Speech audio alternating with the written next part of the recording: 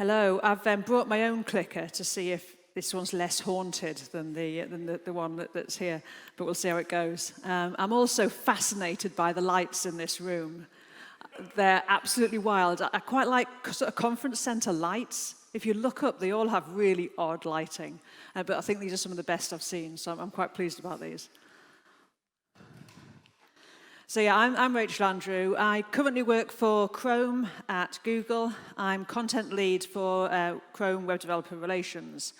So that means that my day job these days is all about creating resources and documentation for developers on our two sites. That's web.dev and developer.chrome.com.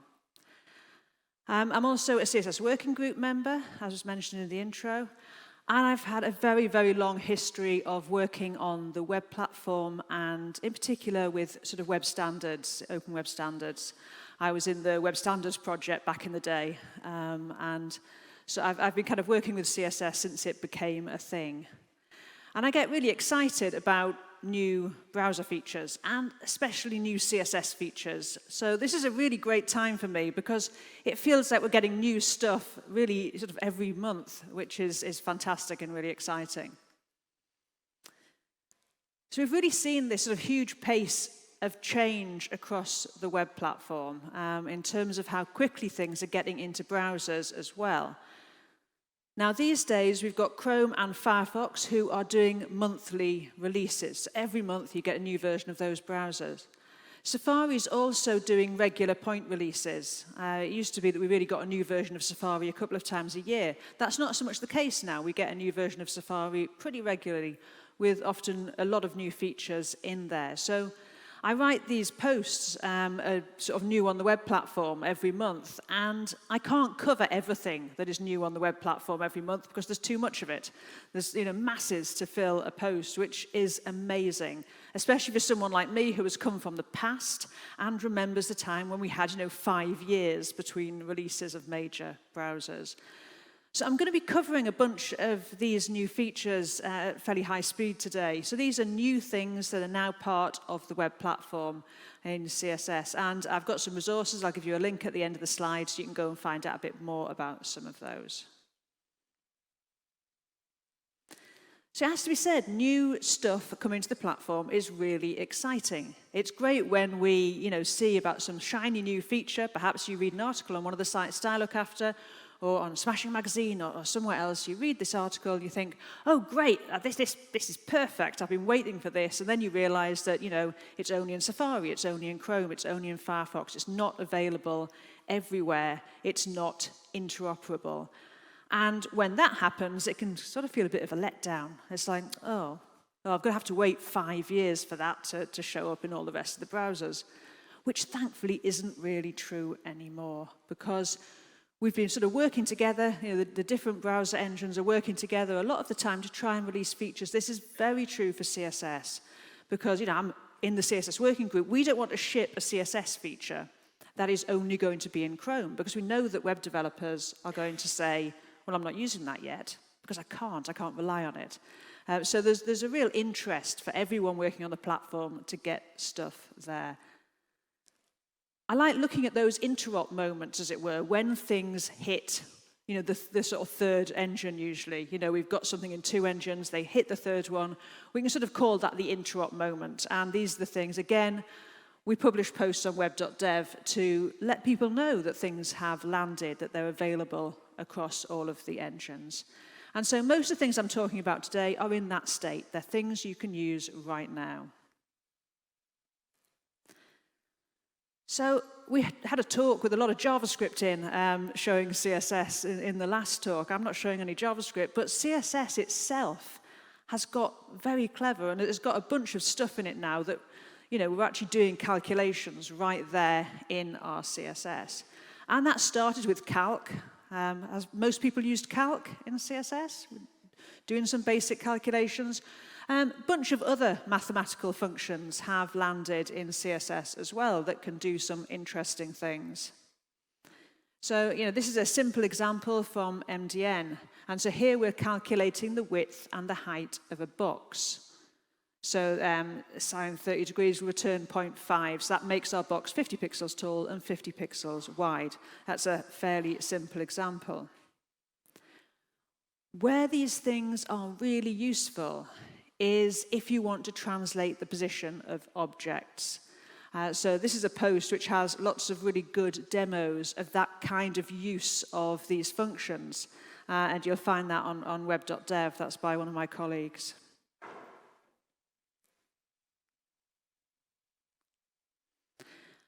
And then we've got a bunch of new viewport units. Now, one of the things I really like about new CSS, and I like the big features. I like, I've talked a lot about CSS Grid for a long time. And now, new features like that are really great. But I also really love the problem solving that we do. And these new viewport units were designed to solve a problem. Because desktop browsers have very dependable window sizes. Whatever that viewport size is, that's your viewport. It doesn't change. Nothing pops in there and makes a change to the viewport size. So you can target it very easily with the VH unit. So VH, 100 VH is the height of the viewport, and VW, 100 VW being the width of the viewport. Now this works less well for mobile browsers, as probably most people have run into at some time or another. Because on mobile, you get UI elements that appear and disappear. So you get search bars and so on that appear depending on where you are in the scroll. Now those things actually change the size of your viewport. So if you're relying on the viewport size to do something, to position something, you can often end up with things hidden by the browser Chrome. And then you find you can't get to a submit button or something, and that's pretty annoying. So for instance, when you load your site, it's likely the browser's going to display some toolbars. If you've placed anything down the bottom of the viewport, by relying on that VH measurement, it could be inaccessible. And then once you scroll, the VH measurement becomes correct because the bars move out of the way. So we wanted to deal with this in CSS, and so we've now got these new viewport units which represent the large viewport, so that's with all of the device UI out of the way, and the small viewport, which is with all the UI in place. And then we have a dynamic viewport unit which will resize depending whether the UI is present or not. So these are really useful. They're just some new units that allow you to account for the fact that we have these devices that behave in this certain way. As I say, I really like this kind of problem solving directly in CSS, because without that, people are having to do some detection to figure out, how to do it. Another tiny little feature which has an awful lot of use is focus visible. Because I think most of us probably know that you get a focus ring on elements that can be activated on links and form fields. So if you are someone who is keyboard navigating and you are tabbing around the document, you need that focus ring to know where you are. If you're keyboard navigating on a site that does not have a focus ring, you basically just lose where you are on the page. You can't see it. But if you've got a very visible focus ring to help people who are keyboard navigating, it can be a bit distracting to mouse, trackpad, or touchscreen users, because they don't need that focus ring. They know where they've just touched. They know exactly where they are. And sort of in the past, people weren't so aware about things like keyboard navigating, and so they would just turn off the focus ring and then make the site very difficult to use. So the focus visible pseudo class lets you lets the browser make that decision as to whether to show a focus ring or not. So in this example, I'm showing the focus indicator on buttons. Now, the thing about focus visible is that you're letting the browser make the decision. The browser figures out, is this user navigating with the keyboard? Are they interacting with the page in a way that would make a focus ring a useful thing for them? And then you provide the styling so that the browser knows what to show in that situation. So it means that you can show different things to different types of users, giving them the best sort of experience on your site. There's a whole bunch of heuristics that go into the decision that the browser makes. They're that URL there will give you a bit more information, an awful lot more information about how that actually works. It's not quite as simple as is navigating with the keyboard. There's lots of subtlety about that. And that's the thing about doing things that allow the browser to make those decisions. The browser actually knows an awful lot of stuff about what's going on, more stuff than you can figure out as the developer. And so things like Focus Visible let the browser, with all of its knowledge about how that user is interacting, provide the right kind of experience to the user. And then we have cascade layers, which landed very quickly across all three engines. Show of hands, who has ever written some CSS and then looked at their page and said, why is that not showing up? Generally, that's because of a problem with specificity. Something is overriding the CSS that you've written. These days, we have dev tools that let us kind of poke around and figure out what it is that's actually overriding. In the past, we would just comment things out and hope for the best. But we've all been there. I work on CSS and still get flummoxed by specificity issues every now and again. Because it's not always obvious why something is more specific than something else. Now, cascade layers help you to manage the cascade. Basically, you can group sets of selectors into layers so you can manage the specificity of an entire layer, which obviously makes it an awful lot easier than managing the specificity of every single bit of CSS in your style sheet. And it's very useful if you're working with other people's CSS, because if you've got some CSS you've brought in, it might override a bunch of your stuff if you're not careful. So cascade layers are really useful. So here you're defining your styles inside a named layer.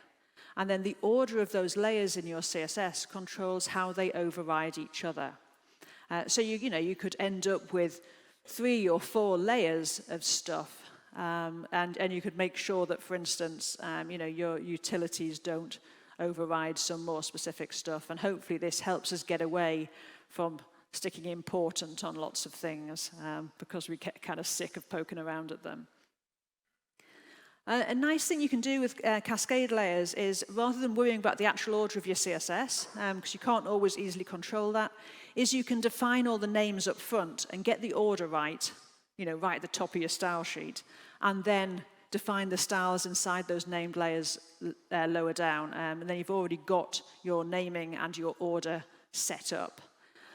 So in this example, if framework and utilities contain the same selector, the one in utilities would be applied even if it had lower overall specificity than the one in framework. So this lets you not only have fewer of these times where things seem to overwrite each other, it also lets you write much simpler selectors. Because the other thing that we do, as well as adding important, is we write really complex selectors, because we know then that they'll be more specific, and then we won't have any problems. And they're not great, because they're not very readable, and they can cause other problems of not being able to reuse things. So using cascade layers kind of gets around a lot of the sort of gnarly problems that you see in people's style sheets. So it's really exciting that we've got those now.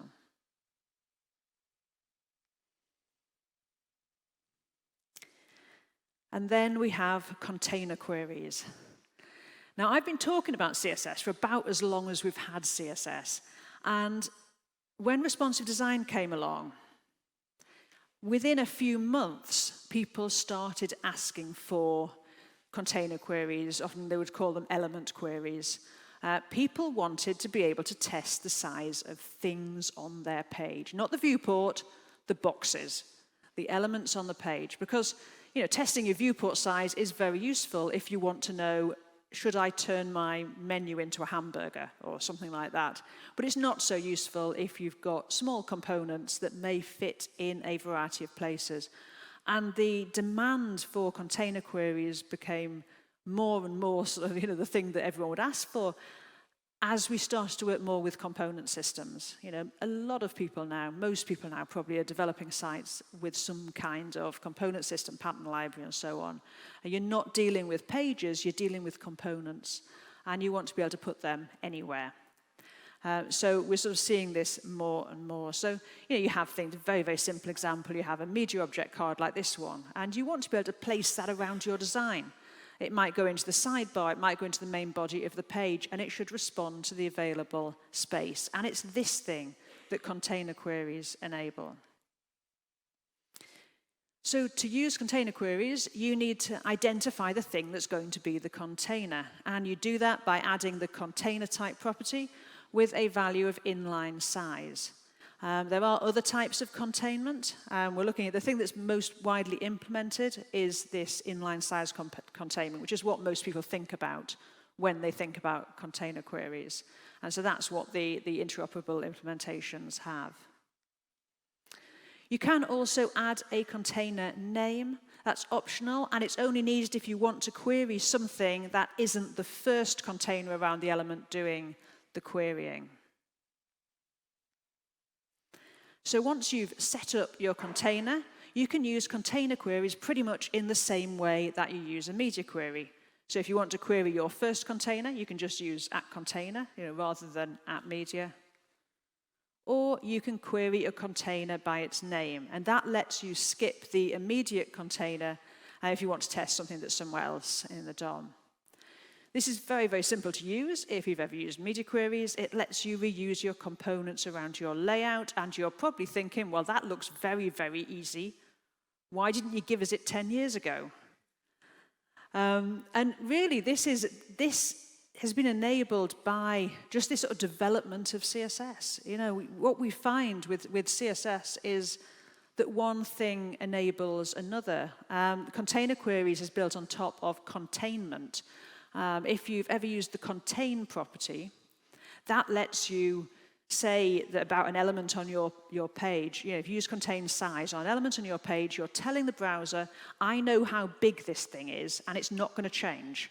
So if, for instance, you're changing something else somewhere on the page with JavaScript, the browser doesn't need to recalculate that thing that you've defined the size of. Container queries was basically built on top of that construct. And so what we've found with CSS is we do one thing, and it starts to enable another. So at the time at which people were first asking for container queries, in the CSS working group, and the people who work on browsers didn't think it was possible to do container queries. We didn't have the bits in place. And this is something I find really exciting about these new features, is not just that we get a new feature, it's that we get the possibility of the new features that feature unlocks. And everything that we're adding to the platform, everything we're adding to CSS, has this possibility of unlocking something else that we want to be able to do. And like any product development, it's not always obvious at the time that thing is going to do that. We're just sort of like opening up these pathways.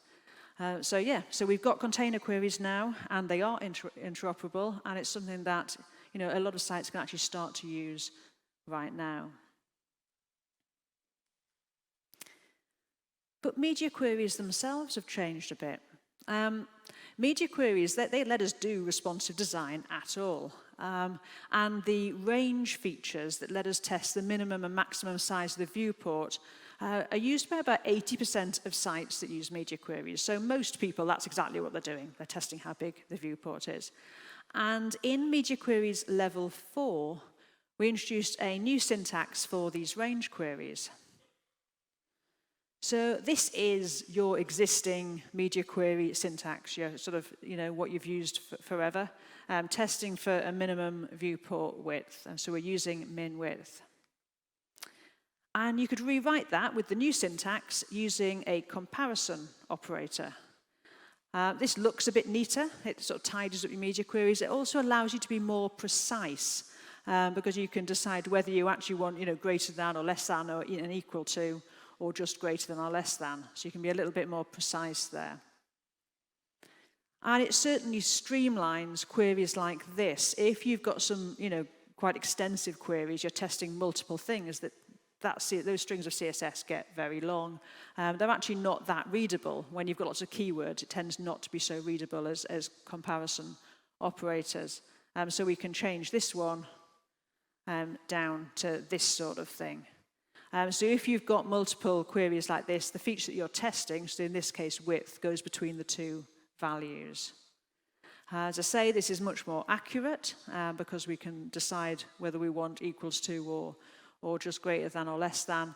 And it avoids the potential of clashing queries because with the min and max width ones, you can end up with essentially a 1 pixel that you've got overlapping queries for, which can be a bit confusing. So it's a much nicer, I think, and more elegant syntax. It's also the sort of thing that if you're having to support older browsers that don't support it, you could potentially be writing this for now and, in a post-processing stage, compiling it out to the older stuff because it's, it all still exists. So you could start using that yourself in your CSS. Now, I'm really a layout person. Luckily, I've got some colleagues who are really into all of this new color stuff because it's really exciting.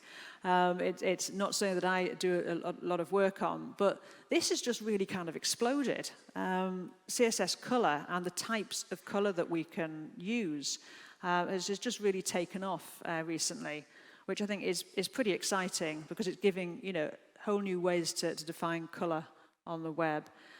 This is a fantastic article that just goes through all of these new ways to use color, the sort of high definition colors that we're able to start using. As well as all of the new color values that we've got to use, new color types, we've also got some new functions that let us do stuff. In the last talk, it was mentioned that a lot of people now aren't using things like Sass. And one of the things that Sass was quite useful for was mixing colors. If you wanted to get like a lighter version of your color and so on. We've now got interoperably color mix that lets you mix 2 colors in any color space. So you need a color space. I'm just using sRGB. You then pass in a color plus the amount you want mixed in, then the second color. So in this demo, I'm mixing increasing amounts of blue into white, which gives you something like this. So again, this is one of these things that looking at what people are doing with something like Sass and saying, hey, look, we can do this in CSS. And of course, it means we can do it dynamically. And my sort of previous background was in content management. And being able to do things like let people set colors and then set other colors that are then going to work with them and create the right amount of contrast and so on. This type of stuff is going to be really, really useful for. Again, something created by one of my colleagues, Adam Argyle, is gradient.style. This is just really fun to play with. It lets you explore the new color spaces and create really cool gradients with them and really get a feel for what we've got now with all of this new CSS color stuff. And back on more familiar territory for me, we finally have subgrid for CSS grid layout. This finally landed in Chrome in the last live version of Chrome in 1.17. Subgrid lets you inherit track sizing down into your nested grids. So it doesn't involve any new grid properties. It's just a value for grid template columns and grid template rows. If you give either of those properties a value of subgrid, and the container is a grid that's also a grid item, the size and number of grid tracks is inherited in that dimension. So it basically lets you set up a grid and then have child grids use that grid rather than defining a brand new one. So here's a quick example. The second grid area on row 2 spans 3 column tracks of the parent grid, and it uses a subgrid for columns, so the items that are placed inside line up with the tracks of the parent and all the gaps align. Subgrid solves a bunch of really common problems that people have when using grid. It lets you do things like line up headers and footers on cards that are placed onto a grid. So we've got some cards here, they're grid items. Each card is then a nested grid with 2 rows. Now if we just make that a nested grid, the headers can't align because they don't know about each other. They're completely separate grids in each card. So it doesn't know that we've got one that's got more content and has become taller. But if we make the nested grids actually a subgrid of the parent, we can do that alignment. If you highlight the main grid with DevTools, you can see how each card is spanning 2 rows of the main grid. The card's set to use a subgrid for those rows, and so the items in the nested grid are all actually in the same row, and therefore they respond to the height of the tallest. So we can really tidy up our sort of layouts by using subgrids for the alignment. And that's just the code there. I will be sharing these slides at the end as well. So yeah, I'm really pleased that we got subgrid. It was actually dropped from the initial grid spec because it turned out it was pretty complicated and would have held up CSS grid. And so we spent some time figuring out how best it should work. And this is what we've ended up with. And I think it's going to enable an awful lot of use cases within grid layout that are quite tricky to do at the moment. Now, we've got a few things that are coming very, very soon. And the reason I can be fairly confident they're coming fairly soon is they're included in a project called Interop 2023. This is a project where all of the browser vendors and some other parties who have an interest work together to make a set of features interoperable. So this is the dashboard as it was this morning. I took the screenshot this morning, and you can see how all of the engines are getting on with the different features, and you can toggle between stable versions and experimental. So whether it's Chrome Canary or shipping Chrome. This is the second year of the project, working alongside the other vendors. And so a lot of the features I've already mentioned were made interoperable through this work, through this collaborative work to make more features interoperable.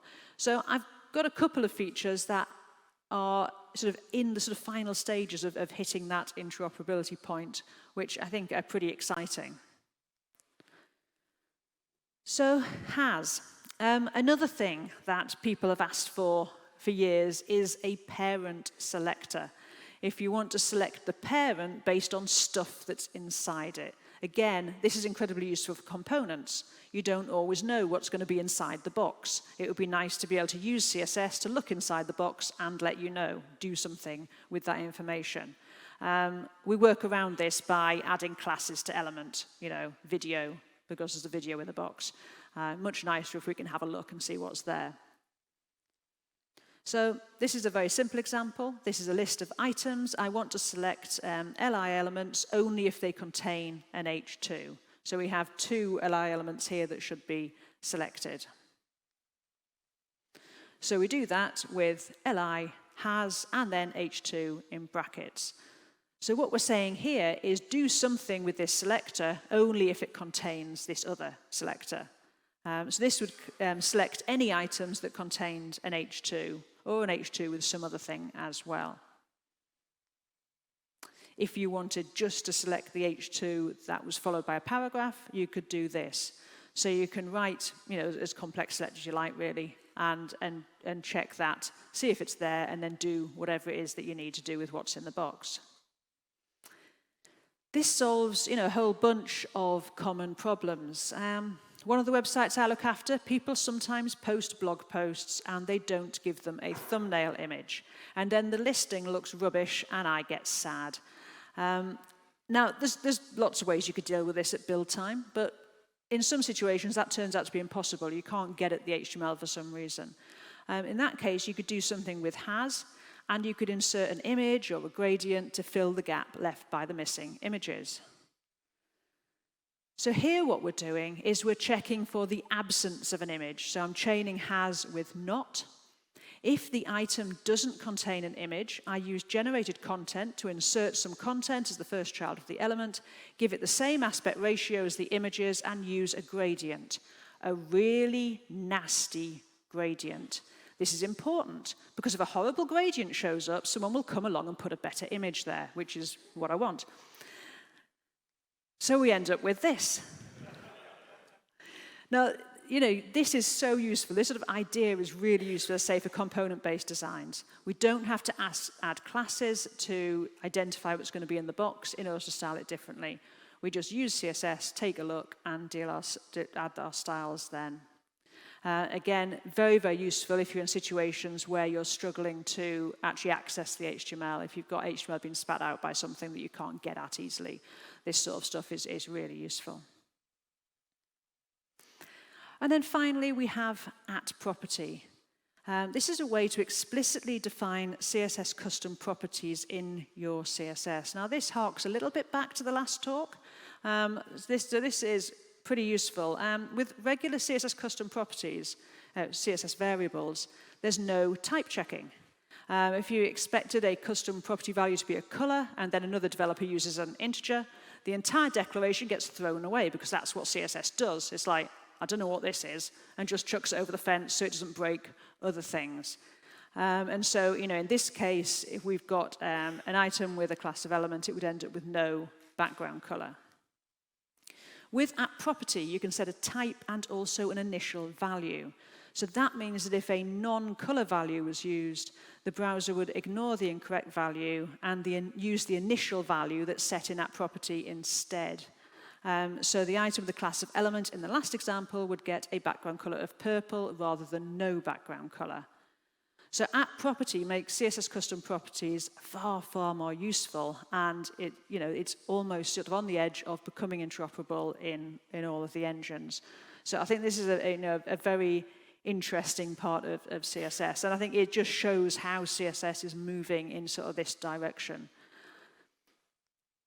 So just to wrap up, many of those features were part of Interop 2023. Interop 2024 is happening. We are in the middle of deciding which features. It's a public sort of submission process. So we're deciding which features are going to be part of Interop 2024.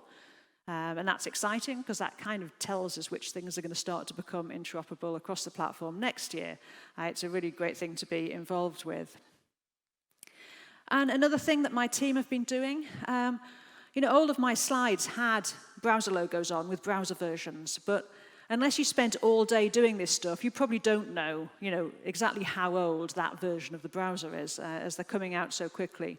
So something that we're working on is this idea of baseline, being able to group the features and say, this set of features is widely available. You should be able to use it quite easily without worrying too much about it, rather than having to look up individual browser versions. We're working with MDN to roll it out on MDN. We're also working with Can I Use to roll it out there and other sites in the future. So this is a super exciting time for CSS and the web platform in general. So, I'm very positive. As I said at the beginning, I've been doing this for an incredibly long time. I'm still incredibly excited about it. I'm very positive about the future of CSS and the web platform. And by working with the partners at other browsers, we're making the web better and improving interoperability as we go, and making things clearer and easier for web developers. You'll find these slides and some resources and so on at that URL. Thank you very much for listening.